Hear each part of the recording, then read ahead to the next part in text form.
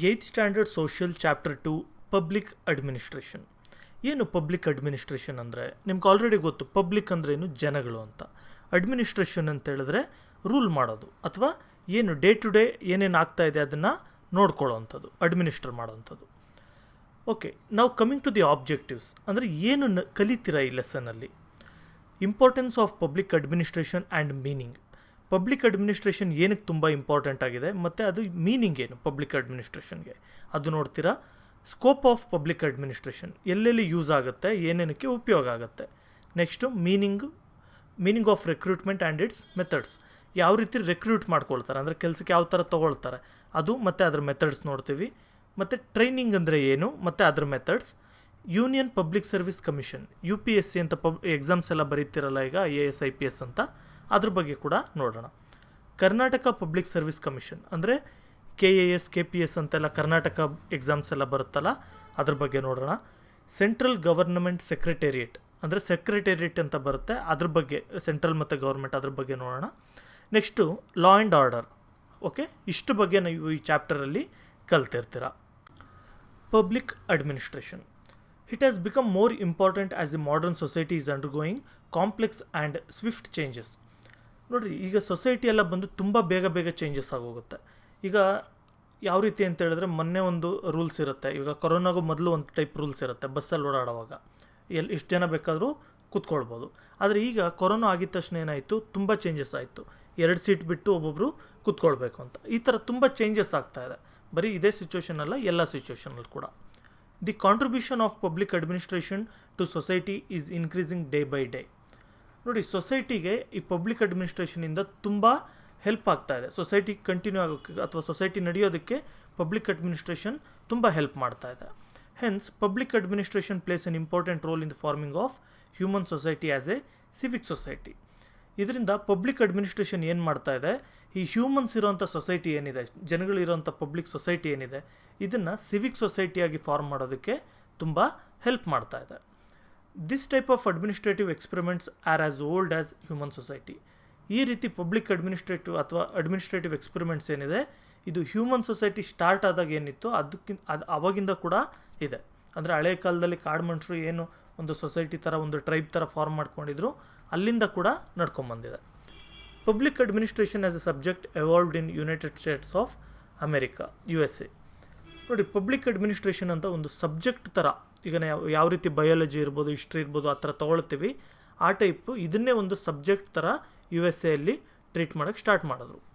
The past president of USA, Woodrow Wilson, is called as the father of public administration. Woodrow Wilson ಅಂತ ಒಬ್ಬರಿದ್ದರು. ಅವರು ಅಮೇರಿಕಾಗೆ ಮೊದಲು, ಅಂದರೆ ಇದಕ್ಕೂ ಮೊದಲು ಪ್ರೆಸಿಡೆಂಟ್ ಆಗಿದ್ರು ಒಂದು ಟೈಮಲ್ಲಿ. ಅವ್ರನ್ನ ಫಾದರ್ ಆಫ್ ಪಬ್ಲಿಕ್ ಅಡ್ಮಿನಿಸ್ಟ್ರೇಷನ್ ಅಂತ ಕರೀತಾರೆ. At present, public administration is evolving as one of the main areas of social science in all countries. ಆದರೆ ಈಗ ಪಬ್ಲಿಕ್ ಅಡ್ಮಿನಿಸ್ಟ್ರೇಷನ್ ಅನ್ನೋದು ಮೇಯ್ನ್ ಒಂದು ಬ್ರ್ಯಾಂಚ್ ಆಗಿ ಸ್ಟಡಿ ಮಾಡ್ತಾ ಇದ್ದಾರೆ ಆಲ್ ಓವರ್ ವರ್ಲ್ಡಲ್ಲಿ, ಅಂದರೆ ಪ್ರತಿಯೊಂದು ದೇಶದಲ್ಲೂ ಸ್ಟಾರ್ಟ್ ಆಗಿದೆ. Public administration is A specific field of study. ಏನಿದು ಪಬ್ಲಿಕ್ ಅಡ್ಮಿನಿಸ್ಟ್ರೇಷನ್ ಅಂದರೆ, ಇದು ಒಂದು ಸ್ಪೆಸಿಫಿಕ್ ಫೀಲ್ಡ್ ಆಫ್ ಸ್ಟಡಿ ಅಂತ. ಇವಾಗ ಮೈಕ್ರೋಬಯಾಲಜಿ ಇರ್ಬೋದು ಅಥವಾ ಕೆಮಿಸ್ಟ್ರಿ ಇರ್ಬೋದು, ಆ type. The word public denotes government. Public ಅಂತ ಹೇಳಿದ್ರೆ ಅದನ್ನು ಗವರ್ನ್ಮೆಂಟ್ ಅಂತ ಕರಿತೀವಿ. ಅಂದರೆ ಈ ಒಂದು ವಾಕ್ಯದಲ್ಲಿ ನಾರ್ಮಲ್ ಪಬ್ಲಿಕ್ ಅಂದರೆ ಜನಗಳನ್ನೆಲ್ಲ ಅಂತ ಕನ್ಸಿಡರ್ ಮಾಡ್ತೀವಿ. Alexander Hamilton used the word public administration for the first time in 1812. ನೋಡಿ, ಅಲೆಕ್ಸಾಂಡರ್ ಹ್ಯಾಮಿಲ್ಟನ್ ಅನ್ನೋರು ಮೊದಲು ಪಬ್ಲಿಕ್ ಅಡ್ಮಿನಿಸ್ಟ್ರೇಷನ್ ಅಂತ ಯೂಸ್ ಮಾಡಿದ್ರು 1812ಅಲ್ಲಿ, ಅಂದರೆ almost all 200 years back. The following are the definitions of public administration.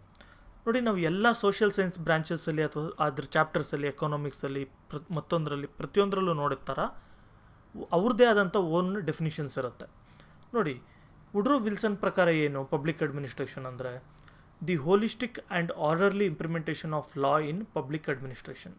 ಅಂದರೆ ಒಂದು ಜನಗಳ ಜೀವನದಲ್ಲಿ ಏನು ಅಡ್ಮಿನಿಸ್ಟ್ರೇಷನ್ ಆಗ್ತಾ ಇರುತ್ತೆ, ಅಂದರೆ ಈಗ ಒಂದು ಲೈಸೆನ್ಸ್ ಕೊಡಬೇಕು ಅಂದರೆ ಈ ಥರ, ಒಂದು ಬಸ್ಸಿಗೆ ಹೋಗಬೇಕು ಅಂದರೆ ಲೆಫ್ಟ್ ಸೈಡ್ಗೆ ಹೋಗ್ಬೇಕಾ, ರೈಟ್ ಸೈಡ್ಗೆ ಹೋಗ್ಬೇಕಾ, ಅಥವಾ ಆರ್ನ್ ಯಾವಾಗ ಹೊಡಿಬೇಕು, ಈ ಥರ ಪ್ರತಿಯೊಂದು ಕೂಡ ಪಬ್ಲಿಕ್ ಅಡ್ಮಿನಿಸ್ಟ್ರೇಷನ್ ಏನಿದೆ ಅದು ಟೋಟಲ್ ಎಲ್ಲದನ್ನು ತೊಗೊಂಡು ಅದನ್ನು ಆರ್ಡರ್ ಆಗಿ ಇಂಪ್ಲಿಮೆಂಟ್ ಮಾಡೋದನ್ನು ಪಬ್ಲಿಕ್ ಅಡ್ಮಿನಿಸ್ಟ್ರೇಷನ್ ಅಂತ ಕರೀತಾರೆ ಅಂತ ವುಡ್ರೋ ವಿಲ್ಸನ್ ಅವರು ಅಭಿಪ್ರಾಯಪಟ್ಟಿದ್ರು.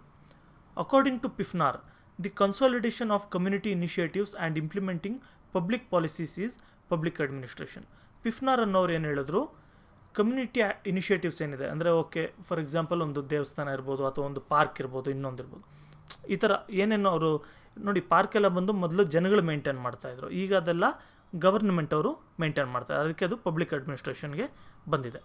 ಈ ರೀತಿ ಕಮ್ಯುನಿಟಿ ಇನಿಷಿಯೇಟಿವ್ಸ್ ಎಲ್ಲ ಏನಿದೆ, ಒಂದು ಅಂದರೆ ಕಮ್ಯುನಿಟಿ ಅಂತ ಹೇಳಿದ್ರೆ ಒಂದು ಜನಗಳು ಒಂದು ಗ್ರೂಪ್ಗೆ ಒಬ್ರಿಗೊಬ್ರಿಗೆ ಹೆಲ್ಪ್ ಆಗುವಂಥದ್ದು ಏನು ಮಾಡ್ತಾರೆ, ಇಲ್ಲಿ ನಮ್ಮಲ್ಲಿ ಚೌಟ್ರಿಗಳು ಕಟ್ಸೋದು, ಗ್ರೌಂಡ್ಗಳು ಮಾಡೋದು, ಪಾರ್ಕ್ ಮಾಡೋದು, ಈ ಥರ ಇದೆಲ್ಲದನ್ನು ಕೂಡ ಕನ್ಸಾಲಿಡೇಟ್ ಮಾಡಿ ಗವರ್ನಮೆಂಟ್ ಅವರು ಅದನ್ನೊಂದು ರೂಲ್ ಟೈಪ್ ಮಾಡಿ ಇಂಪ್ಲಿಮೆಂಟ್ ಮಾಡೋದನ್ನು ಪಬ್ಲಿಕ್ ಅಡ್ಮಿನಿಸ್ಟ್ರೇಷನ್ ಅಂತ ಕರೀತಾರೆ ಅಂತ ಪಿಫ್ನಾರ್ ಹೇಳಿದ್ದಾರೆ. ಅಕಾರ್ಡಿಂಗ್ ಟು ಲೂಥರ್ ಗುಲಿಕ್ ಅನ್ನೋರು ಏನು ಹೇಳಿದ್ರು, public administration is related to the executive of the government. ಇವ್ರ ಪ್ರಕಾರ ಪಬ್ಲಿಕ್ ಅಡ್ಮಿನಿಸ್ಟ್ರೇಷನ್ ಅಂದರೆ ಇದು ಗವರ್ನಮೆಂಟ್ದು ಎಕ್ಸಿಕ್ಯೂಟಿವ್, ಅಂದರೆ ಈಗ ಏನು ಕಂಟ್ರೋಲ್ ಮಾಡ್ತಾರೆ ಅಥವಾ ರೂಲ್ಸ್ ಮಾಡ್ತಾರೆ ಅಥವಾ ರೂಲ್ಸ್ನ ಎಕ್ಸಿಕ್ಯೂಟ್ ಮಾಡ್ತಾರೆ ಅದಕ್ಕೆ ರಿಲೇಟ್ ಆಗಿದೆ ಅಂತ ಹೇಳಿದ್ದಾರೆ. ಇನ್ ಎ ನಟ್ಶೆಲ್ ಅಂದರೆ ಟೋಟಲಾಗಿ ಈಗ ಎಷ್ಟೊಂದು ಡೆಫಿನಿಷನ್ಸ್ ಎಲ್ಲ ನೋಡಿದ್ವಿ, ಅದನ್ನೆಲ್ಲ ಒಂದು ಸರಿ ಕನ್ಸಾಲಿಡೇಟ್ ಮಾಡಿ ಏನು ಹೇಳ್ಬೋದು ನಾವು, public administration is related to the total functioning of the government. ಅಂದರೆ ಪಬ್ಲಿಕ್ ಅಡ್ಮಿನಿಸ್ಟ್ರೇಷನ್ ಅಂದರೆ ಟೋಟಲ್ ಗವರ್ನಮೆಂಟ್ ಏನು ಫಂಕ್ಷನ್ ಮಾಡುತ್ತೆ ಅದೆಲ್ಲದನ್ನು ಪಬ್ಲಿಕ್ ಅಡ್ಮಿನಿಸ್ಟ್ರೇಷನ್ ಅಂತ ಕರಿಬೋದು. Public administration is that part of the government that runs day to day functioning of the state. ಅಂದರೆ ಏನು, ಒಂದು government day to day functioning ಏನು ಮಾಡುತ್ತೆ, ಬೆಳಗ್ಗೆ ಕಸ ಎತ್ಕೊಂಡು ಹೋಗೋದ್ರಿಂದ ಇರ್ಬೋದು, ರೋಡ್ ಗುಡಿಸೋದ್ರಿಂದ ಇರ್ಬೋದು, ಪಾರ್ಕ್ ಮೇಂಟೆನೆನ್ಸ್ ಇರ್ಬೋದು, ಬಸ್ ಫೆಸಿಲಿಟಿ ಕೊಡೋದಿರ್ಬೋದು, ಇದೆಲ್ಲ ಏನು ಅಡ್ಮಿನಿಸ್ಟ್ರೇಷನ್ ಮಾಡುತ್ತೆ ಅದೆಲ್ಲ ಕೂಡ ಪಬ್ಲಿಕ್ ಅಡ್ಮಿನಿಸ್ಟ್ರೇಷನ್ಗೆ ಬರುತ್ತೆ ಅಂತ ನಾವು ಕರಿಬೋದು ಅದನ್ನು. Importance. As the state is evolving from productive state to welfare state and from welfare to functioning state, the importance of public administration is becoming more important. ನೋಡಿ, ಒಂದು ಸ್ಟೇಟ್ ಅಂದರೆ ದೇಶ ಅಂತ ಅಂದ್ಕೊಳ್ಳಿ, ಇಲ್ಲಿ ಕಂಟ್ರಿ ಅಂದ್ಕೊಳ್ಳಿ, ಇಲ್ಲಿ ಮಾತ್ರ. ಓಕೆ, ಒಂದು ದೇಶ ಪ್ರೊಡಕ್ಟಿವ್ ಸ್ಟೇಟಲ್ಲಿ ಇರುತ್ತೆ ಅಂದ್ಕೊಳ್ಳಿ. ಫಾರ್ ಎಕ್ಸಾಂಪಲ್ ಈಗ ಚೈನಾ ಥರ, ಅಂದರೆ ಅಲ್ಲಿ ಎಲ್ಲ ಬಿಸ್ನೆಸ್ಗಳು ಕೂಡ ಗವರ್ನಮೆಂಟ್ ಅವರೇ ಮಾಡ್ತಾರೆ, ಆಯಿತಾ. ಹಳೆ ಕಾಲದ ಸೋವಿಯತ್ ಯೂನಿಯನ್ ಇರ್ಬೋದು ಅಥವಾ ಹಳೆ ಕಾಲದ ಇಂಡಿಯಾ ಕೂಡ ಇರ್ಬೋದು, ಅವೆಲ್ಲ ಅಲ್ಲಿಂದ ಶಿಫ್ಟ್ ಆಗ್ತಾ ಇರುತ್ತೆ ವೆಲ್ಫೇರ್ ಸ್ಟೇಟಾಗಿ. ವೆಲ್ಫೇರ್ ಸ್ಟೇಟ್ ಅಂತ ಹೇಳಿದ್ರೆ ಎಲ್ಲ ಇವಾಗ ಯಾರಾದರೂ ಹ್ಯಾಂಡಿಕ್ಯಾಪ್ ಇತ್ತು ಅಂದರೆ ಅವ್ರಿಗೆ ಪೆನ್ಷನ್ ಕೊಡೋದು, ಆ ಟೈಪ್. ಇವಾಗ ಇಂಡಿಯನ್ ಕೂಡ ಅದೇ ರೀತಿ ಇದೆ. ಆ ಥರ ಎವಾಲ್ವ್ ಆಗ್ತಾ ಹೋಗ್ತಾ ಇದ್ದಾಗೆ ಪಬ್ಲಿಕ್ ಅಡ್ಮಿನಿಸ್ಟ್ರೇಷನ್ ತುಂಬ ಇಂಪಾರ್ಟೆಂಟ್ ಆಗುತ್ತೆ, ಯಾಕಂದರೆ ಪ್ರತಿಯೊಂದರಲ್ಲೂ ಬೇಕೇ ಬೇಕಾಗತ್ತೆ. As a result the scope of public administration is enlarging. ಇದರಿಂದ ಪಬ್ಲಿಕ್ ಅಡ್ಮಿನಿಸ್ಟ್ರೇಷನ್ದು ಸ್ಕೋಪ್ ಏನಿದೆ ಅದು ಎನ್ಲಾರ್ಜ್ ಆಗ್ತಾಯಿದೆ, ಅಂದರೆ ದೊಡ್ಡದಾಗ್ತಾಯಿದೆ. ಅಂದರೆ ಏನು, ಫಾರ್ ಎಕ್ಸಾಂಪಲ್ ನಿಮ್ಮ ಮನೆ ಹತ್ರ ಕಸ ಗುಡಿಸ್ತಾ ಇದ್ರು ಅಂದ್ಕೊಳ್ಳಿ, ಬೆಳಗ್ಗೆ ಯಾರಾದರೂ BBMP ಅವರು, ಅದು ಕೂಡ ಪಬ್ಲಿಕ್ ಅಡ್ಮಿನಿಸ್ಟ್ರೇಷನ್ ಬರುತ್ತೆ. ಮತ್ತು ದೊಡ್ಡ IAS ಆಫೀಸರೆಲ್ಲ ಏನಾದರೂ ಒಂದು ರೂಲ್ಸ್ ಅದೆಲ್ಲ ಇಂಪ್ಲಿಮೆಂಟ್ ಮಾಡ್ತಾಯಿದ್ರು ಅಂದ್ಕೊಳ್ಳಿ, ಅದು ಕೂಡ ಪಬ್ಲಿಕ್ ಅಡ್ಮಿನಿಸ್ಟ್ರೇಷನ್ ಬರುತ್ತೆ. ಈ ಥರ ಪ್ರತಿಯೊಂದರಲ್ಲೂ ಇರುತ್ತೆ ಇದು. Okay, the holistic development of human society and the survival of Civic society depend on the effective public administration. ನೋಡಿರಿ, ಒಂದು ಹ್ಯೂಮನ್ ಸೊಸೈಟಿ ಡೆವಲಪ್ ಆಗಬೇಕು ಅಂದರೆ, ಆ್ಯಸ್ ಅ ಹೋಲ್ ಡೆವಲಪ್ ಆಗಬೇಕು ಅಂದರೆ, ಅಥವಾ ಸಿವಿಕ್ ಸೊಸೈಟಿ ಅಂದರೆ ಜನಗಳೆಲ್ಲ ಸಿವಿಕ್ ಸೆನ್ಸಲ್ಲಿ ಬಿಹೇವ್ ಮಾಡೋ ಥರ, ಅಂದರೆ ಕರೆಕ್ಟಾಗಿ ರೂಲ್ಸ್ ಫಾಲೋ ಮಾಡೋ ಥರ ಸರ್ವೈವ್ ಆಗಬೇಕು ಅಂದರೂ ಕೂಡ ಪಬ್ಲಿಕ್ ಅಡ್ಮಿನಿಸ್ಟ್ರೇಷನ್ ತುಂಬ ಇಂಪಾರ್ಟೆಂಟ್ ಆಗಿರುತ್ತೆ.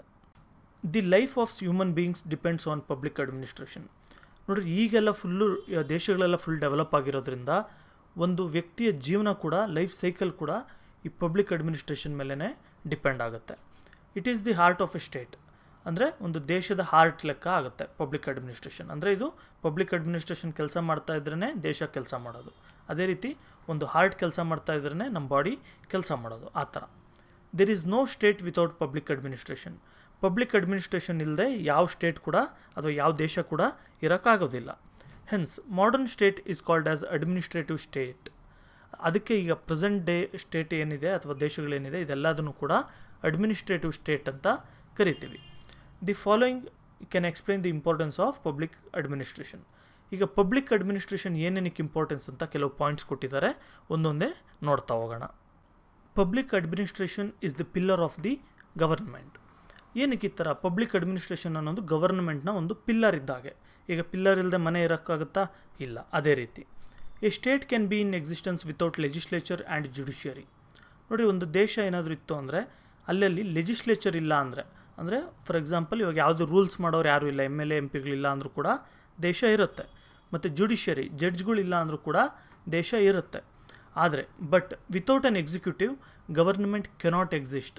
ಈಗ ಯಾವುದೋ ರಾಜರ ಕಾಲದಲ್ಲೇ ಆಗಲಿ ಒಂದು ಎಕ್ಸಿಕ್ಯೂಟಿವ್ ಇಲ್ಲ ಅಂದರೆ, ಎಕ್ಸಿಕ್ಯೂಟಿವ್ ಅಂದರೆ ಏನು, ರಾಜನ ಅಧಿಕಾರಿಗಳು, ಆ ಅಧಿಕಾರಿಗಳಿಲ್ಲ ಅಂದರೆ ಗವರ್ನಮೆಂಟ್ ಎಕ್ಸಿಸ್ಟ್ ಆಗೋಕ್ಕೆ ಸಾಧ್ಯ ಇಲ್ಲ. ಟ್ಯಾಕ್ಸ್ ಯಾರು ಕಲೆಕ್ಟ್ ಮಾಡ್ತಾರೆ ಮತ್ತು ಜನಗಳಿಗೆ ಏನೇನು ಬೇಕು ಅಂತ ಯಾರು ನೋಡ್ತಾರೆ? ಯಾರೂ ನೋಡೋಕ್ಕಾಗಲ್ಲ. An administrative structure is needed for the implementation of public policy. ಈಗ ಪಬ್ಲಿಕ್ ಪಾಲಿಸಿ ಏನೇ ಮಾಡಲಿ, ಗೌರ್ಮೆಂಟವರು ನಿಮ್ಗೆ ಅದು ಕೊಡ್ತೀನಿ, ಇದು ಕೊಡ್ತೀನಿ, ಈ ಥರ ರೋಡ್ ಹಾಕ್ಸ್ತೀನಿ, ಏನೇ ಹೇಳ್ಬೋದು, PM ಇರ್ಬೋದು, CM ಇರ್ಬೋದು. ಆದರೆ ಅದನ್ನು ಇಂಪ್ಲಿಮೆಂಟ್ ಮಾಡಬೇಕಾಗಿರೋರು ಯಾರು? ಅಧಿಕಾರಿಗಳು, ಬ್ಯೂರೋಕ್ರಾಟ್ಸ್. ಅದಕ್ಕೆ ಪಬ್ಲಿಕ್ ಪಾಲಿಸಿ ಇಂಪ್ಲಿಮೆಂಟ್ ಆಗಬೇಕು ಅಂದರೆ ಅಡ್ಮಿನಿಸ್ಟ್ರೇಟಿವ್ ಸ್ಟ್ರಕ್ಚರ್ ಒಂದು ಇರಲೇಬೇಕು. ಹೆನ್ಸ್ ಪಾಲ್ ಆ್ಯಪಲ್ಬೀನ್ ಅವ್ರು ಏನು ಒಪಿನಿಯನ್ ಕೊಡ್ತಾರೆ? Without administration A government is only A meaningless charter. ಅಂದರೆ ಅಡ್ಮಿನಿಸ್ಟ್ರೇಷನ್ ಇಲ್ಲ ಅಂತ ಹೇಳಿದ್ರೆ, ಅಥವಾ ಪಬ್ಲಿಕ್ ಅಡ್ಮಿನಿಸ್ಟ್ರೇಷನ್ ಇಲ್ಲ ಅಂದರೆ ಈ ಸೆನ್ಸಲ್ಲಿ ಗವರ್ಮೆಂಟ್ ಅನ್ನೋದು ಮೀನಿಂಗೇ ಇಲ್ಲ, ಗವರ್ಮೆಂಟ್ ಅನ್ನೋದು ಇರೋಕ್ಕೆ ಸಾಧ್ಯನೇ ಇಲ್ಲ ಅಂತ ಹೇಳಿದ್ದಾರೆ. It serves various functions in the interest of the public. ಅಂದರೆ ಜನಗಳಿಗೆ ಹೆಲ್ಪ್ ಆಗುವಂಥ ಎಷ್ಟೋ ಕೆಲಸಗಳು ಪಬ್ಲಿಕ್ ಅಡ್ಮಿನಿಸ್ಟ್ರೇಷನಿಂದ ಸಾಧ್ಯ ಆಗುತ್ತೆ. Public administration caters to a human being beginning from its womb to tomb. ನೋಡಿ, ಅಡ್ಮಿನಿಸ್ಟ್ರೇಷನ್ ಅಥವಾ ಪಬ್ಲಿಕ್ ಅಡ್ಮಿನಿಸ್ಟ್ರೇಷನ್ ಅನ್ನೋದು ಒಬ್ಬ ಹ್ಯೂಮನ್ ಬೀಯಿಂಗ್ ಹುಟ್ಟಿದಾಗಿಂದ, ಓಂಬ್ ಅಂದರೆ ಗರ್ಭ ಅಂತ ಹೇಳ್ತಲ್ಲ, ತಾಯಿ ಹೊಟ್ಟೆ ಅಂತ, ಅಲ್ಲಿಂದ ಟೂಂಬ್ ಅಂದರೆ ಸಮಾಧಿ, ಹುಟ್ಟಿದಾಗಿಂದ ಸಾಯೋವರೆಗೂ ಕೂಡ ಇದ್ದೇ ಇರುತ್ತೆ public administration. It maintains civil order and peace by protecting the life and property of citizens. Public administration ಏನು ಮಾಡುತ್ತೆ? ಬರೀ ಪಾರ್ಕ್ ಮಾಡೋದು, ರೋಡ್ ಮಾಡೋದು ಅಷ್ಟೇ ಅಲ್ಲ, ಇದು ಸಿವಿಲ್ ಆರ್ಡರ್ ಕೂಡ ಪ್ರೊಟೆಕ್ಟ್ ಮಾಡುತ್ತೆ. ಅಂದರೆ ಈಗ ಪೊಲೀಸವ್ರು ಇರ್ತಾರೆ, ಆರ್ಮಿಯವ್ರು ಇರ್ತಾರೆ, ಇವರೇನು ಮಾಡ್ತಾರೆ? ಎಲ್ಲೂ ಜಗಳಗಳಾಗದೇ ಇರೋ ಥರ, ಮತ್ತು ಯಾರು ದರೋಡೆ ಮಾಡದೇ ಇರೋ ಥರ, ಕಳ್ತನ ಮಾಡದೇ ಇರೋ ಥರ ಶಾಂತಿ ನೆಮ್ಮದಿಯಿಂದ ಜೀವನ ಮಾಡೋದಕ್ಕೆ ಹೆಲ್ಪ್ ಮಾಡ್ತಾರೆ. It takes care of providing basic facilities, education, employment opportunities, protects the state and insures economic equality. State ಏನು ಮಾಡುತ್ತೆ, ಅಥವಾ ಪಬ್ಲಿಕ್ ಅಡ್ಮಿನಿಸ್ಟ್ರೇಷನಿಂದ ಏನೇನು ಬರುತ್ತೆ ನಮಗೆ?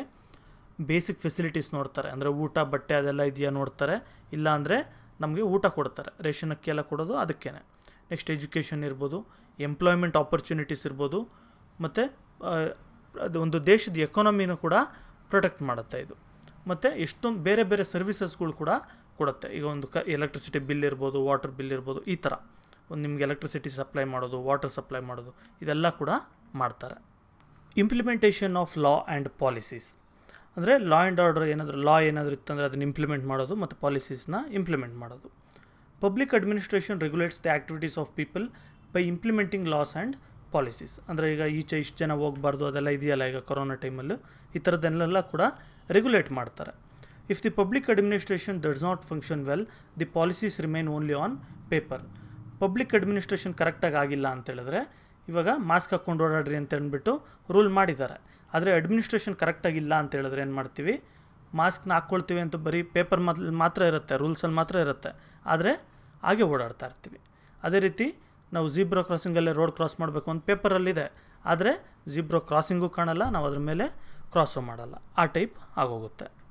It is necessary to protect social security. Public administration functions as a tool of social security even though the governments change. Public administration remains constant and ensures stability to the administration.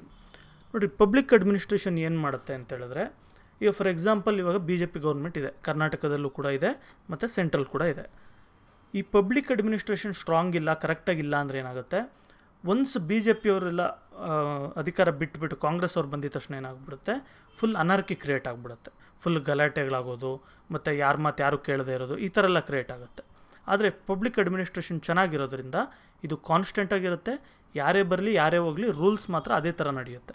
ಇದರಿಂದ ದೇಶಕ್ಕೆ stability create ಆಗುತ್ತೆ. It ensures smooth functioning of administration. Smooth functioning ನಡೆಯುತ್ತೆ ಮಾಮೂಲಿಯಾಗಿ. In the absence of good public administration A strong state also fails.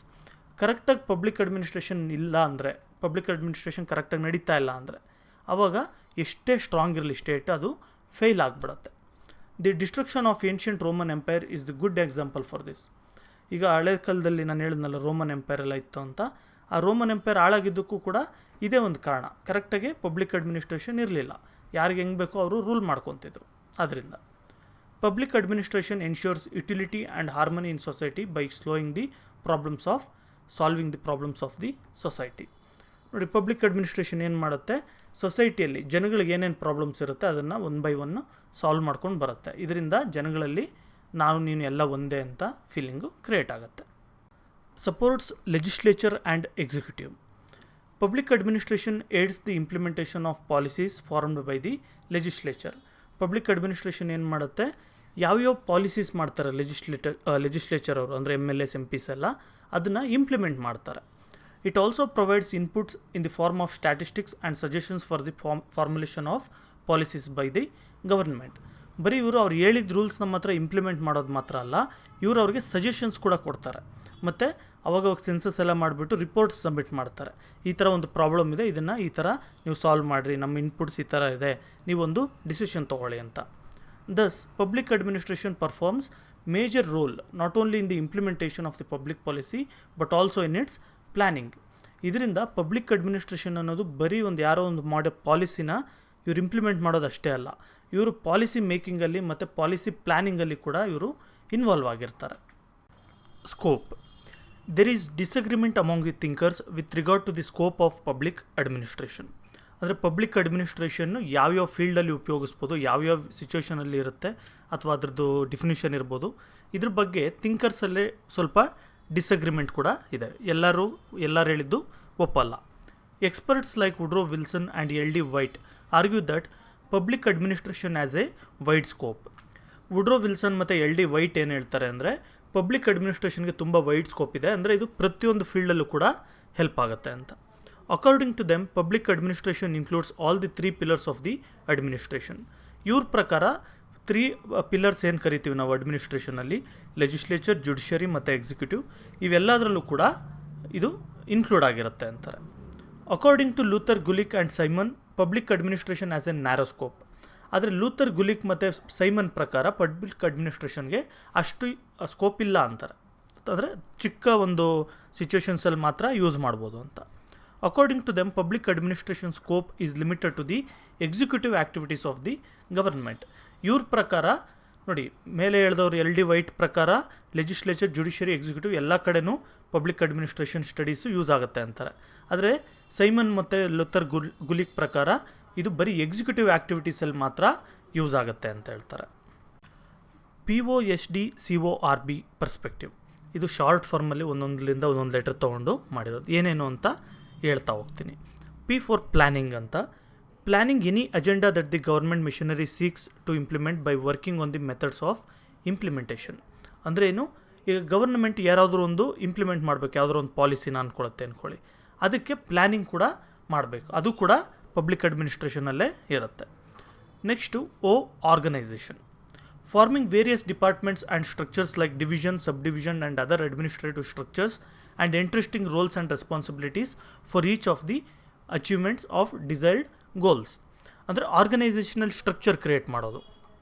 ಮೊದಲನೇದು planning ಆಯಿತು, next ಬಂದು organisation create ಮಾಡೋದು. ಅಂದರೆ ಓಕೆ, ಇದಕ್ಕೆ ನಾನು ಇಂಥ ಒಂದು ಪಾಲಿಸಿ ಫ್ರೇಮ್ ಮಾಡ್ತಾಯಿದ್ದೀನಿ, ಇದಕ್ಕೆ ಹೆಡ್ ಯಾರು ಇರ್ತಾರೆ, ಕಲೆಕ್ಟರ್ ಇರ್ತಾರಾ, ಅಥವಾ CM ಇರ್ತಾರಾ, ಅಥವಾ ಯಾವ್ದಾದ್ರು ಫೈನಾನ್ಸ್ ಮಿನಿಸ್ಟರ್ ಇರ್ತಾರಾ, ಅಥವಾ ಡಿಫೆನ್ಸ್ ಮಿನಿಸ್ಟರ್ ಇರ್ತಾರಾ, ಅದಕ್ಕೆ ಹೆಡ್ ಯಾರು, ಅವ್ರ ಅಂಡರ್ಗೆ ಯಾರ್ಯಾರು ಬರ್ತಾರೆ, ಮತ್ತು ಯಾವ್ಯಾವ ಏರಿಯಾ, ಅಥವಾ ಈ ಪೊಲೀಸ್ ಸ್ಟೇಷನ್ಗೆ ಇಂಥ ಏರಿಯಾ ಇರುತ್ತೆ, ಓಕೆ ಈ ಥರ ಒಂದು ಟ್ರಾಫಿಕ್ ಪೊಲೀಸ್ ಸ್ಟೇಷನ್ ಅವರು ಇಷ್ಟು ಏರಿಯಾನ ಕವರ್ ಮಾಡ್ತಾರೆ, ಈ ಥರ ಏರಿಯಾ ವೈಸು ಡಿವೈಡ್ ಮಾಡೋದಿರ್ಬೋದು, ಅಥವಾ ಏನೇನು ಕೆಲಸ ಅಂತ ಡಿವೈಡ್ ಮಾಡ್ಬೋದು, ಅಕೌಂಟೆಂಟ್ ಯಾರು, ಅದನ್ನ ನೋಡ್ಕೊಳ್ಳೋರು ಯಾರು, ಈ type. S for staffing.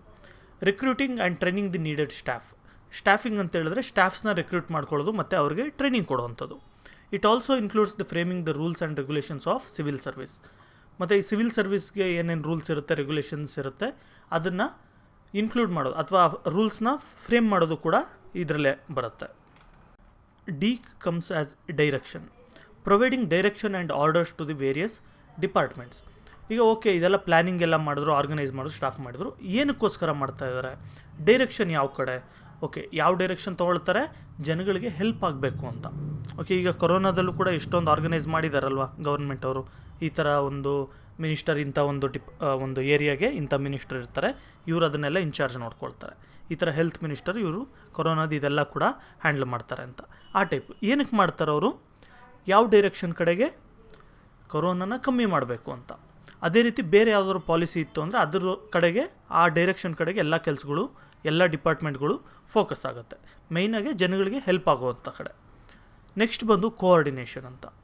Facilitating between interaction between various departments by resolving conflicts by converging their functions.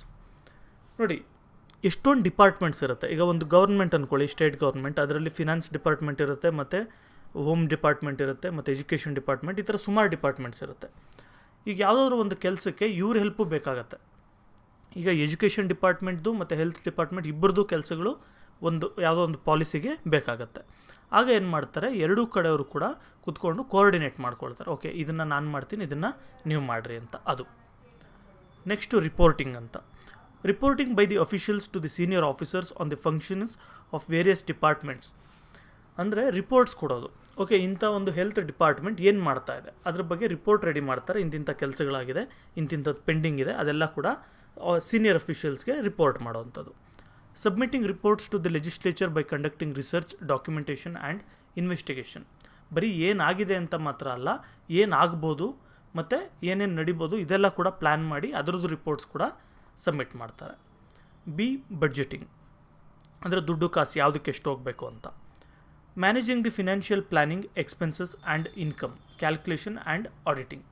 ಅಂದರೆ ಫೈನಾನ್ಷಿಯಲ್ ಪ್ಲ್ಯಾನಿಂಗ್ ಮಾಡೋದು, ಯಾವುದಕ್ಕೆ ಎಷ್ಟು ಖರ್ಚು ಮಾಡಬೇಕು, ಯಾವುದರಿಂದ ಎಷ್ಟು ನಮ್ಗೆ ಇನ್ಕಮ್ ಬರುತ್ತೆ, ಎಷ್ಟು ಖರ್ಚಾಗುತ್ತೆ ನೋಡೋದು, ಎಕ್ಸ್ಪೆನ್ಸಸ್ಸು, ಇನ್ಕಮ್ಮು ಕ್ಯಾಲ್ಕುಲೇಟ್ ಮಾಡೋದು, ಲಾಸ್ಟ್ಗೆ ಎಷ್ಟು ಬಂತು ಎಷ್ಟು ಹೋಯ್ತು ಎಲ್ಲ ರಿಪೋರ್ಟ್ ರೆಡಿ ಮಾಡೋದು. ಅದೆಲ್ಲ ಕೂಡ ಬಡ್ಜೆಟಿಂಗ್ ಅಂಡರ್ಗೆ ಬರುತ್ತೆ. Recruitment and training. The process of searching eligible candidates for the civil services and motivating them to compete for the civil services is called recruitment. ಅಂದರೆ ಯಾರ್ಯಾರು ಈ ಸಿವಿಲ್ ಸರ್ವಿಸಸ್ ಅಂದರೆ ಏನು, ಈ ಸಿವಿಲ್ ಸರ್ವಿಸಸ್ ಎಕ್ಸಾಮಲ್ಲಿ ಸೆಲೆಕ್ಟ್ ಆದವರು ಬೇರೆ ಬೇರೆ ಅಡ್ಮಿನಿಸ್ಟ್ರೇಟಿವ್ ಪೋಸ್ಟ್ಗೆ ಹೋಗ್ತಾರೆ.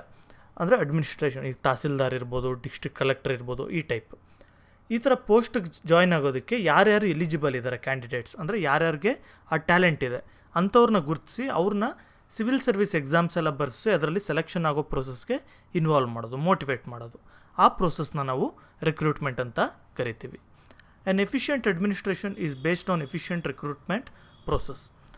ನೋಡಿ, ಯಾವಾಗ ತುಂಬ ಚೆನ್ನಾಗಿ ಪಬ್ಲಿಕ್ ಅಡ್ಮಿನಿಸ್ಟ್ರೇಷನ್ ನಡೆಯುತ್ತೆ, ಯಾವಾಗ ಅಲ್ಲಿ ಕೆಲಸ ಮಾಡೋವಂಥವ್ರು ಅಡ್ಮಿನಿಸ್ಟ್ರೇಟರ್ಸು ತುಂಬ ಚೆನ್ನಾಗಿ ಪರ್ಫಾರ್ಮ್ ಮಾಡೋವಂಥವ್ರು ಇರ್ತಾರೆ, ತುಂಬ ಎಫಿಷಿಯೆಂಟ್ ಪರ್ಸನ್ಸ್ ಇರ್ತಾರೆ, ಆಗ ಅದು ಚೆನ್ನಾಗಿ ನಡೆಯುತ್ತೆ. If an efficient, honest and eligible person is selected to the civil service, the person delivers good public service through is creativity, intelligence and positive behaviour. ತುಂಬ ಚೆನ್ನಾಗಿ ಕೆಲಸ ಮಾಡೋವಂಥವ್ರು ಮತ್ತು ತುಂಬ ಆನೆಸ್ಟ್ ಆಗಿರೋರು ಮತ್ತು ಎಲಿಜಿಬಲ್ ಪರ್ಸನ್ನ ಸೆಲೆಕ್ಟ್ ಮಾಡಿದ್ವಿ ಅಂದರೆ ಸಿವಿಲ್ ಸರ್ವಿಸ್ಗೆ, ಆಗ ಆ ಪರ್ಸನ್ನು ಅವ್ರ ಇಂಟೆಲಿಜೆನ್ಸ್ ಯೂಸ್ ಮಾಡಿ ಮತ್ತು ಅವ್ರ ಬಿಹೇವಿಯರ್ ಯೂಸ್ ಮಾಡಿ ತುಂಬ ಚೆನ್ನಾಗಿ ಕೆಲಸ ಮಾಡ್ತಾರೆ. If the recruitment process is more scientific and efficient, public administration become more efficient by having efficient civil servants. ನೋಡಿ, ರಿಕ್ರೂಟ್ಮೆಂಟ್ ಪ್ರೋಸೆಸ್ ಬಂದು ಯಾವಾಗ ತುಂಬ ಸೈಂಟಿಫಿಕ್ ಆಗಿರುತ್ತೆ ಮತ್ತು ಚೆನ್ನಾಗಿರುತ್ತೆ. ಮೇಯ್ನಾಗಿ ಯಾವಾಗ ರಿಕ್ರೂಟ್ಮೆಂಟ್ ಪ್ರೋಸೆಸ್ ಚೆನ್ನಾಗಿರುತ್ತೆ, ಇಂಟರ್ವ್ಯೂ ಪ್ರೋಸೆಸ್ ಅದೆಲ್ಲ, ಆಗ ಪಬ್ಲಿಕ್ ಅಡ್ಮಿನಿಸ್ಟ್ರೇಷನ್ ಕೂಡ ಚೆನ್ನಾಗಿರುತ್ತೆ. Recruitment has A prominent role in the staff administration. ನೋಡಿ, ಸ್ಟಾಫ್ ಅಡ್ಮಿನಿಸ್ಟ್ರೇಷನ್ ಇರ್ಬೋದು, ಅಂದರೆ ಎಂಥವ್ರನ್ನ ಯಾವ ಕೆಲಸಕ್ಕೆ ಕೊಡಬೇಕು, ಈಗ ಅವ್ರು ಏನೇನು ಕಲ್ತಿರಬೇಕು. ಫಾರ್ ಎಕ್ಸಾಂಪಲ್, ಒಂದು ತಹಸೀಲ್ದಾರ್ ಆಗಿರಬೇಕು ಅಂದ್ಕೊಳ್ಳಿ, ಇಲ್ಲ ಡಿಸ್ಟ್ರಿಕ್ಟ್ ಕಲೆಕ್ಟರ್ ಆಗಿರಬೇಕು ಅಂದ್ಕೊಳ್ಳಿ, ಏನೇನು ಕಲ್ತಿರಬೇಕು ಅದೆಲ್ಲ ಕೂಡ ಅವರು ಚೆಕ್ ಮಾಡಿ ಅದಕ್ಕೆ ಸ್ಟಾಫಿಂಗಿಗೂ ಕೂಡ ಹೆಲ್ಪ್ ಆಗುತ್ತೆ. According to O G Stahl, recruitment is the base of staff structure. O G Stahl ಅನ್ನೋಂಥವ್ರ ಪ್ರಕಾರ ರಿಕ್ರೂಟ್ಮೆಂಟ್ ಅಂದರೆ ಅದು ಈ ಸ್ಟಾಫ್ ಸ್ಟ್ರಕ್ಚರ್ ಏನಿದೆ ಅದಕ್ಕೆ ಬೇಸ್ ಅಂತ ಕರಿತೀವಿ, ಅಂದರೆ ತಳಪಾಯ ಅಂತ. ಈಗ ರಿಕ್ರೂಟ್ಮೆಂಟ್ ಅಂದರೆ ಏನು ಅಂತ ಅರ್ಥ ಮಾಡ್ಕೊಂಡ್ವಿ. ನೆಕ್ಸ್ಟ್ ಯಾವ ರೀತಿ ರಿಕ್ರೂಟ್ ಮಾಡ್ಕೊಳ್ತಾರೆ, ಯಾವ್ಯಾವ ಮೆಥಡ್ಸ್ ಇದೆ ನೋಡಿ. ಎರಡಿದೆ, ಒಂದು ಡೈರೆಕ್ಟ್ ರಿಕ್ರೂಟ್ಮೆಂಟ್ ಅಂತ, external recruitment, or internal recruitment ಅಂದರೆ ಒಳಗಿರೋರನ್ನೇ ರಿಕ್ರೂಟ್ ಮಾಡೋದು. ಇಷ್ಟೇ ಡೈರೆಕ್ಟ್ ರಿಕ್ರೂಟ್ಮೆಂಟ್ ಅಂದರೆ ಇಷ್ಟೇ. ನಾರ್ಮಲಿ ಇಂಟರ್ವ್ಯೂ ಕರೆಯೋದು, ಎಕ್ಸಾಮ್ಸ್ ಬರೆಸೋದು, ಅದರಲ್ಲಿ ತುಂಬ ಚೆನ್ನಾಗಿ ಮಾರ್ಕ್ಸ್ ಬಂದಿರೋರನ್ನ ಫಿಸಿಕಲ್ ಟೆಸ್ಟ್ ಅದೆಲ್ಲ ಮಾಡಿ ತೊಗೊಳ್ತಾರೆ, ಕೆಲಸಕ್ಕೆ ತೊಗೊಂಡು ಅವ್ರಿಗೆ ಟ್ರೈನಿಂಗ್ ಕೊಟ್ಟು ಕೆಲಸಕ್ಕೆ ತೊಗೊಳ್ತಾರೆ. ಅದು ಡೈರೆಕ್ಟ್ ರಿಕ್ರೂಟ್ಮೆಂಟ್ ಅಂತ. ಇಂಟರ್ನಲ್ ರಿಕ್ರೂಟ್ಮೆಂಟ್ ಅಂದರೆ ಏನು? ಫಾರ್ ಎಕ್ಸಾಂಪಲ್, ಒಬ್ಬ ವ್ಯಕ್ತಿ ಜೂನಿಯರ್ ಪೋಸ್ಟಲ್ಲಿ, ಕ್ಲರಿಕಲ್ ಪೋಸ್ಟಲ್ಲಿ ಯಾರು ಇರ್ತಾನೆ, ಅವನು ತುಂಬ ಚೆನ್ನಾಗಿ ಕೆಲಸ ಮಾಡ್ತಾಯಿದ್ದಾನೆ, ತುಂಬ ಅವನ ಹತ್ರ ಟ್ಯಾಲೆಂಟ್ ಇದೆ ಅಂದಾಗ ಅವ್ರಿಗೆ ಪ್ರಮೋಷನ್ ಕೊಟ್ಟು ಆ ಪೊಸಿಷನ್ಗೆ, ಹೈಯರ್ ಪೊಸಿಷನ್ಗೆ ತೊಗೊಳ್ತಾರೆ. ಅದನ್ನು ಇಂಟರ್ನಲ್ ರಿಕ್ರೂಟ್ಮೆಂಟ್ ಅಂತ ಕರೀತಾರೆ. ಇದು ಆಲ್ಮೋಸ್ಟ್ ಆಲ್ ಎಲ್ಲ ದೇಶದಲ್ಲೂ ಕೂಡ ಇವೆರಡೂ ಮೆಥಡ್ಸು ನಡೆಯುತ್ತೆ. ಒನ್ಸ್ ರಿಕ್ರೂಟ್ಮೆಂಟ್ ಎಲ್ಲ ಮುಗಿದ ಮೇಲೆ, ಡೈರೆಕ್ಟ್ ಆಗ್ಬೋದು, ಇಂಟರ್ನಲ್ ರಿಕ್ರೂಟ್ಮೆಂಟ್ ಆಗ್ಬೋದು, ಯಾವುದಾದ್ರೂ ಮುಗಿದ ಮೇಲೆ ಅವ್ರಿಗೆ ಟ್ರೈನಿಂಗ್ ಕೊಡಬೇಕಾಗತ್ತೆ. ಓಕೆ, ಯಾವುದೇ ನೀವು ಕೆಲಸಕ್ಕೆ ಹೋಗ್ರಿ ನಿಮಗೂ ಕೂಡ ಟ್ರೈನಿಂಗ್ ಕೊಡ್ತಾರೆ. The efficiency of civil service personal depends on the quality of training received. ಈಗ ತುಂಬ ಚೆನ್ನಾಗಿ ಕೆಲಸ ಮಾಡ್ತಾಯಿದ್ದಾರೆ ಅಂದರೆ ಅವ್ರಿಗೆ ತುಂಬ ಚೆನ್ನಾಗಿ ಟ್ರೈನಿಂಗ್ ಬಂದಿದೆ ಅಂತ. ನಾವು ಟ್ರೈನಿಂಗ್ ಏನು ಕೊಡ್ತೀವಿ ಅಥವಾ ಗೌರ್ಮೆಂಟ್ ಅವರು ಟ್ರೈನಿಂಗ್ ಏನು ಕೊಡ್ತಾರೆ ಅಷ್ಟು ಚೆನ್ನಾಗಿ ಅವರು ಕೆಲಸ ಮಾಡ್ತಾರೆ. As the modern administrative functions are complex in nature, the personnel need to undergo proper training to know and manage the administrative function. ನೋಡಿ, ಈಗಿನ ಕಾಲದಲ್ಲಿ ಅಡ್ಮಿನಿಸ್ಟ್ರೇಟಿವ್ ಫಂಕ್ಷನ್ಸ್ ಅಂದರೆ ತುಂಬ ಇದೆ. ಒಬ್ಬರು ಡಿಸ್ಟ್ರಿಕ್ಟ್ ಕಲೆಕ್ಟರ್ ಅಂತ ಹೇಳಿದ್ರೆ ಅವ್ರ ಅಂಡರಲ್ಲಿ ಎಷ್ಟೊಂದು ಬರುತ್ತೆ. ಒಬ್ಬರು ನಾರ್ಮಲ್ ಇಂಜಿನಿಯರ್ ಅಂದ್ಕೊಳ್ಳಿ, ಅವ್ರ ಅಂಡರಲ್ಲಿ ಎಷ್ಟೊಂದು ಕೆಲಸಗಳು ಬರುತ್ತೆ. ಅದೆಲ್ಲದಕ್ಕೂ ಕರೆಕ್ಟಾಗಿ ಅವ್ರಿಗೆ ಟ್ರೈನಿಂಗ್ ಎಲ್ಲ ಇತ್ತು ಅಂತ ಹೇಳಿದ್ರೆ ಆಗ ಅವರು ಈ ಅಡ್ಮಿನಿಸ್ಟ್ರೇಟಿವ್ ಫಂಕ್ಷನ್ಸ್ನೆಲ್ಲ ಕೇಪಬಲ್ ಆಗಿ ಹ್ಯಾಂಡಲ್ ಮಾಡ್ತಾರೆ. Only through proper training the personnel can gain the necessary knowledge to perform. ಕರೆಕ್ಟಾಗಿ ಟ್ರೈನಿಂಗ್ ಕೊಟ್ಟರೆ ಮಾತ್ರ ಅವರು ಚೆನ್ನಾಗಿ ಕೆಲಸ ಮಾಡೋಕ್ಕಾಗೋದು. Training has a special place in public administration. ಟ್ರೈನಿಂಗ್ಗೆ ಒಂದು ಸ್ಪೆಷಲ್ ಪ್ಲೇಸ್ ಕೊಟ್ಟಿದ್ದಾರೆ. Since the challenge of managing the and running complex technical works is part of modern governance, the importance of training is also increasing. ನೋಡಿ, ಇವಾಗ ಇಷ್ಟೊಂದು ಒಂದು governance, ಒಂದು ಗೌರ್ಮೆಂಟಲ್ಲಿ ಯಾವುದೋ ಒಂದು ಡಿಪಾರ್ಟ್ಮೆಂಟ್ನ ಮ್ಯಾನೇಜ್ ಮಾಡೋದು, ಅಡ್ಮಿನಿಸ್ಟ್ರ್ ಮಾಡೋದು ತುಂಬ ಟೆಕ್ನಿಕಲಿ ತುಂಬ ಜಾಸ್ತಿ ಕೆಲಸ ಇರುತ್ತೆ. ಅದಕ್ಕೆ ಏನು ಮಾಡ್ತಾರೆ, ಟ್ರೈನಿಂಗ್ ಕೊಟ್ಟಿರೋಂಥ ಇಂಪಾರ್ಟೆನ್ಸ್ ಕೂಡ ಜಾಸ್ತಿ ಇದೆ. ತುಂಬ ಚೆನ್ನಾಗಿ ಟ್ರೈನಿಂಗ್ ಕೊಡೋಕ್ಕೆ ಸ್ಟಾರ್ಟ್ ಮಾಡಿದ್ದಾರೆ. ಈಗ ರಿಕ್ರೂಟ್ಮೆಂಟಲ್ಲಿ ಯಾವ ಥರ ಟೈಪ್ಸ್ ಇದೆ ಅದೇ ರೀತಿ ಟ್ರೈನಿಂಗಲ್ಲೂ ಕೂಡ ಟೈಪ್ಸ್ ಇರುತ್ತೆ. ನೋಡೋಣ, 5 ಟೈಪ್ಸ್ ಆಗಿ ಡಿವೈಡ್ ಮಾಡಿದ್ದಾರೆ. ಅದನ್ನು ಡ್ಯೂರೇಷನ್, ಲೆವೆಲ್ ಆಫ್ ಟ್ರೈನಿಂಗ್ ಅದ್ರ ಪ್ರಕಾರ ಡಿವೈಡ್ ಮಾಡಿದ್ದಾರೆ. ನೋಡೋಣ ಒಂದೊಂದೇ. ಮೊದಲನೇದು ಬಂದು ಫಾರ್ಮಲ್ ಆ್ಯಂಡ್ ಇನ್ಫಾರ್ಮಲ್ ಟ್ರೈನಿಂಗ್ ಅಂತ. Formal training is A training that is received by the employee which is carefully planned in advance. ನೋಡಿ, ಫಾರ್ಮಲ್ ಟ್ರೈನಿಂಗ್ ಅಂತ ಹೇಳಿದ್ರೆ ಮೊದಲೇ ಪ್ಲ್ಯಾನ್ ಮಾಡ್ಕೊಂಡಿರ್ತಾರೆ. ಓಕೆ, ಒಬ್ರು ಯಾರಾದರೂ ಕೆಲಸಕ್ಕೆ ಜಾಯ್ನ್ ಆದ್ರು ಅಂತ ಹೇಳಿದ್ರೆ ಪಬ್ಲಿಕ್ ಅಡ್ಮಿನಿಸ್ಟ್ರೇಷನ್ಗೆ ಅವ್ರಿಗೆ ಈ ಥರ ಟ್ರೈನಿಂಗ್ ಕೊಡಬೇಕು ಅಂತ. ಇದನ್ನು ನಾವು ಫಾರ್ಮಲ್ ಟ್ರೈನಿಂಗ್ ಅಂತ ಕರಿತೀವಿ. ಇದನ್ನು ಎಕ್ಸ್ಪರ್ಟ್ಸ್ ಯಾರು ಇರ್ತಾರೆ ಅವರು ಸೂಪರ್ವೈಸ್ ಮಾಡ್ತಾರೆ. Informal training means the training that an employee gains while doing is duty. ನೋಡಿ, ಸುಮ್ಮನೆ ಜಸ್ಟ್ ಫಾರ್ಮಲಾಗಿ ಒಂದು ಟ್ರೈನಿಂಗ್ ಅಂತ ಕೊಟ್ಬಿಟ್ರೆ ಅವ್ರಿಗೆಲ್ಲ ಗೊತ್ತಾಗೋಗುತ್ತಾ?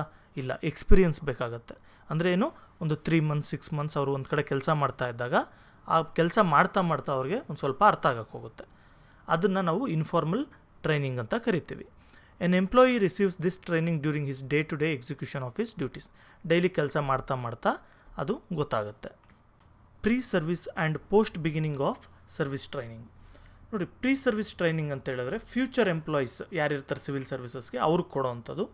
Post beginning of service training ಬಂದು ಯಾರು ಸ್ಪೆಸಿಫಿಕ್ ಪೋಸ್ಟ್ಗೆ ಸೆಲೆಕ್ಟ್ ಆಗಿರ್ತಾರೆ, ಒಂದು ತಹಸೀಲ್ದಾರ್ ಇಲ್ಲ ಇಂಜಿನಿಯರ್ ಇಲ್ಲ ಇನ್ನೊಂದು ಯಾವುದೋ ಒಂದು ಕಮಿಷನರ್, ಈ ಥರ ಸೆಲೆಕ್ಟ್ ಆಗಿರ್ತಾರೆ ಸ್ಪೆಸಿಫಿಕ್ ಪೋಸ್ಟ್ಗೆ, ಅವ್ರಿಗೆ ಕೊಡೋವಂಥ ಟ್ರೈನಿಂಗ್ನ ನಾವು post beginning of service training ಅಂತ ಕರಿತೀವಿ.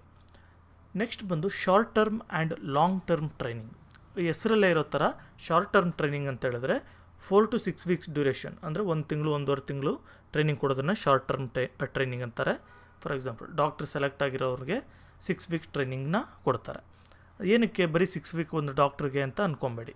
ಡಾಕ್ಟರ್ ಆಲ್ರೆಡಿ ಅವ್ರು MBBS ಮಾಡುವಾಗ ಅವಾಗನೇ ಫುಲ್ ಕಲ್ತ್ಬಿಟ್ಟಿರ್ತಾರೆ. ಹಾಸ್ಪಿಟ್ಲಲ್ಲೇ ಎಲ್ಲ ಹ್ಯಾಂಡ್ಸ್ ಆನ್ ಎಕ್ಸ್ಪೀರಿಯನ್ಸ್ ಇರುತ್ತೆ ಅವ್ರಿಗೆ ಯಾವ ಥರ ಟ್ರೀಟ್ ಮಾಡಬೇಕು ಅಂತ. ಆದರೆ ಗವರ್ಮೆಂಟ್ ಪ್ರಕಾರ ರೂಲ್ಸ್ ಪ್ರಕಾರ ಯಾವ ಥರ ಟ್ರೀಟ್ ಮಾಡಬೇಕು ಅಂತ ಈ 6 week ಟ್ರೈನಿಂಗ್ ಕೊಡೋದು. ಬೇರೆ ಎಲ್ಲ ಅವರು ಮೊದಲೇ ಕಲ್ತಿರ್ತಾರೆ.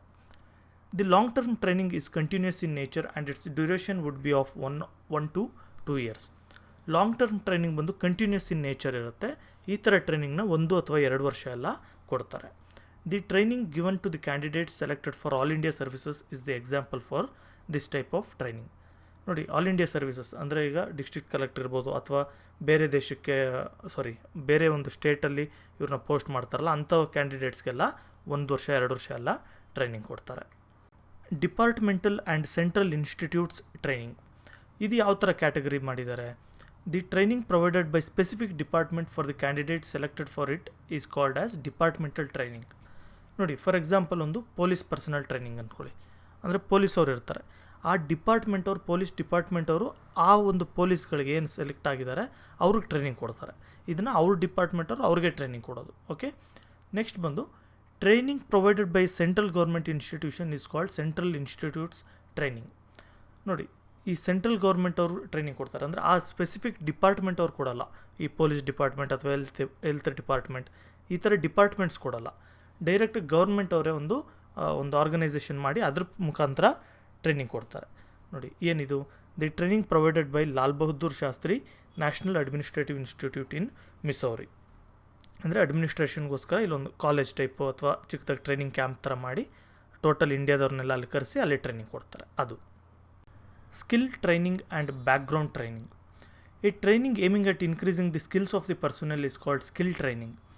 ಯಾವ ಟ್ರೈನಿಂಗ್ನ ಒಂದು ಪರ್ಸನಲ್ ಅಂದರೆ ಕೆಲಸ ಮಾಡೋವಂಥವ್ರು, ಆ ಕೆಲಸ ಮಾಡೋವಂಥವ್ರ ಸ್ಕಿಲ್ನ ಡೆವಲಪ್ ಮಾಡೋದಕ್ಕೆ ಯೂಸ್ ಮಾಡೋವಂಥ ಟ್ರೈನಿಂಗ್ನ ನಾವು ಸ್ಕಿಲ್ ಟ್ರೈನಿಂಗ್ ಅಂತ ಕರಿತೀವಿ.